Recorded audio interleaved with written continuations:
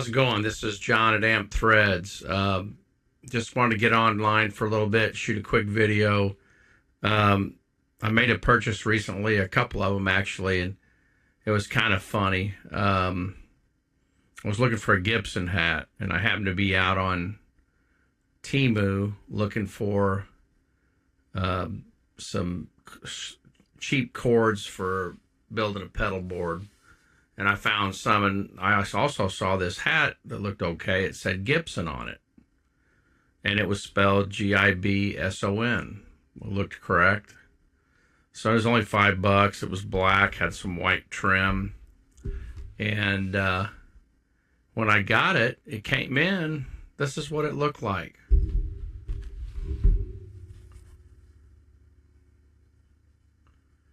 Oh, here we go. There we go.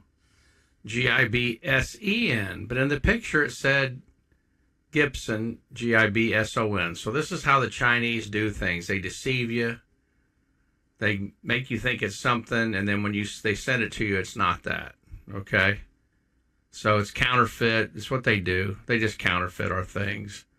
And we should be not buying their stuff and going after them, to be honest with you. They steal our intellectual property.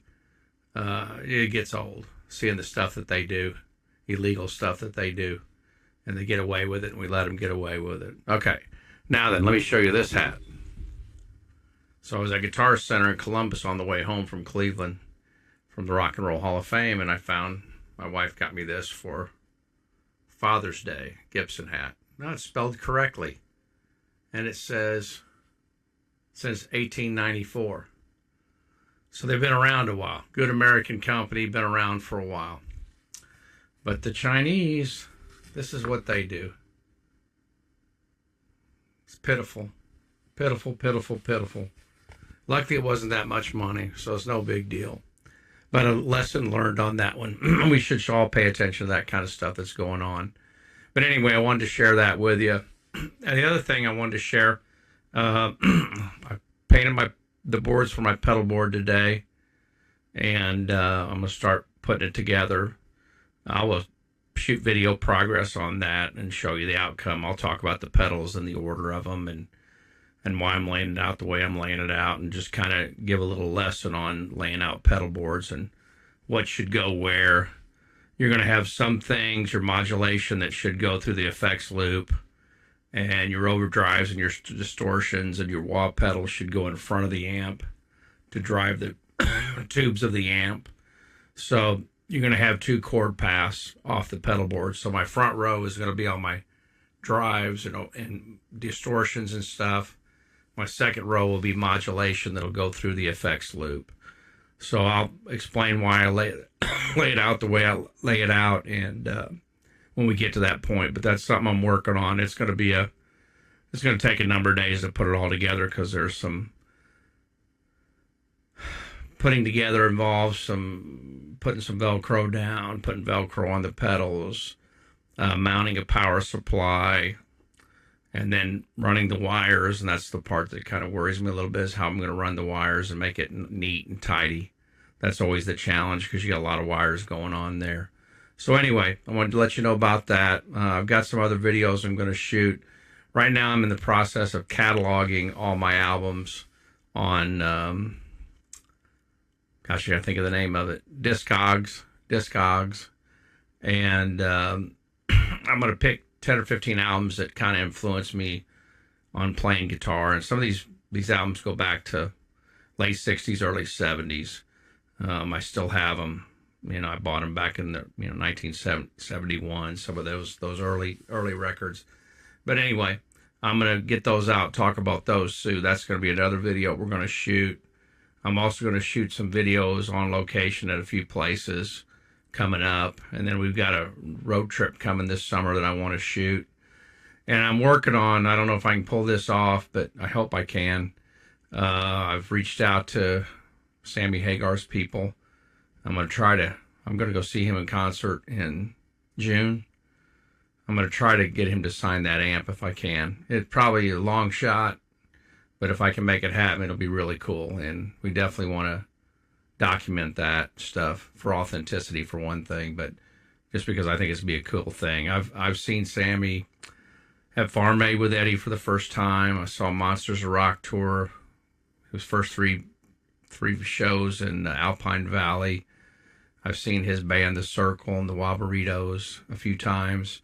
Last year we went and saw them in concert at St. Louis, and it was a record crowd at Hollywood Casino, which was neat. And Joe Satriani was on fire that night playing guitar. Man, I saw Jeff Beck there at the Hollywood Casino. I've seen Billy Gibbons' ZZ Top, Reb Beach, Def Leppard guys, the Kiss guys, Steve Morris from the Dixie Dregs and Deep Purple there, Alice Cooper's guitar players. Seen a long list of people at that venue, and man, he may have been the best I've seen. Him and Jeff Beck, it's neck and neck. Who won, I don't know. Certain things Beck did unbelievably well, and certain things Satriani did unbelievably well. So I'm excited about going that in June, and pray for me. Hopefully I can get that amp signed. That'd be really cool. I've done some looking online. The serial number lines up to be one of the first 5 made, and it was a 4th gen Blue Voodoo, but it's red, obviously, so they called it the Red Voodoo. And it's got Sammy Hagar's stamp on it. That was his signature amp that he used for the Red Voodoo tour back in '99. So the amp production was around 98, 99. They made it into the early 2000s, like 2001. I think they only made 150, the best that I can tell, just from the research that I've done. My friend Jay Hinkey knows one of the main players at that plant, who's doing stuff with, I'm trying to think, Magnatone. He's working for Magnatone now in St. Louis, and the Magnatone does Slash's amps and Billy Gibbons amps, and the guy from the Kentucky Headhunters had one, and Dweezil Zapp, I know, plays a Magnatone amp, and so this guy's in the know and in the knowledge, and I'm waiting for what Jay finds out, and we're probably going to take the amp over and show it to him at Killer Vintage Guitar in St. Louis, see what they have to say about it. Them being a vintage guitar and amp dealer in St. Louis area, they would probably know since it was built in St. Louis. So it's going to be fun to find out the prominence of that amplifier. And like I said, it's in mint condition. As soon as I saw it for sale, I jumped all over it. I was, the first probably guy to contact him. I know a good deal and something's neat, and right away, and I usually don't fool around on stuff like that. So I'm excited about that, and I made a few other deals that way too. So anyway, I'll be sharing that with you once we find out more, which is going to be really cool. Tomorrow, I got to log some albums, and I got to work on my pedal board, and I may try to shoot another quick video. But hey, when you get online to some of these sites, especially these Chinese-run sites like Temu, be careful what you're buying. Sometimes it's a decent deal and pretty good, and sometimes it's junk. So anyway, this one, they just made it look like Gibson in the picture, but when you got it, it wasn't that. So that's how they get around the stealing intellectual property. They deceive you. So don't be deceived, all right? All right, wish you all well. God bless, and look forward to another video. Please subscribe and follow me, okay? I'm going to be doing a lot of neat things. I've got some merch I'm starting to work on, some shirts that are going to be pretty cool. My musician friends that have seen them, like them, are going to be buying them. I know that. So I'm excited about that, and I'd like to sell to other people too. So that's something that's going to support the channel. But my topics are going to be all over the place. A lot of different things that are happening, going on. The other thing is too, I've been a guitar player off and on for probably 35 years. I go stretches where I don't play at all, and I'm kind of coming out of a stretch of not playing at all. When you're raising a family and you're working a full-time job and you're coaching, 2 sports, you don't have time, or sport or 2, and you got FBLA and things like that. You don't have time to do those things. I took a step back from coaching. My daughter's raised and grown and on her own and got her own business with her boyfriend, and they're doing exceptionally well. I'm so proud of them. It's not even funny. They went with us on that trip. They're selling streetwear on TikTok, and whatnot, and they get all their clothes from LA, or they've got a number of suppliers that they get stuff from. It's all streetwear stuff. And it's funny when we go do stuff with them up in Chicago, and even in Cleveland, we get comments all the time about how we're dressed. Now, I give, I'm not the fashion plate. I might wear a concert t-shirt or whatever. My daughter calls them dad shorts. I got dad shorts on. But Dina looks pretty sharp and wears some trendy, cool stuff. And so does Summer and Josh. And I guess the new saying is, I like your fit. It means I like your outfit. Okay, so I didn't know that.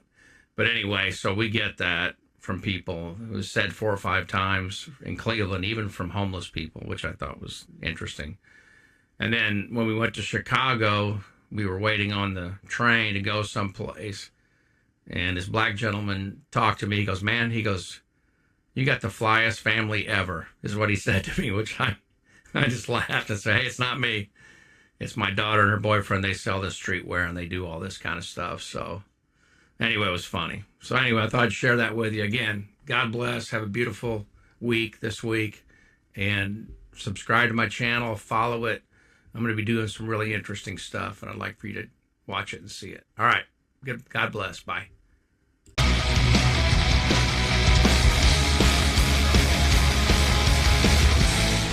Amp Threads.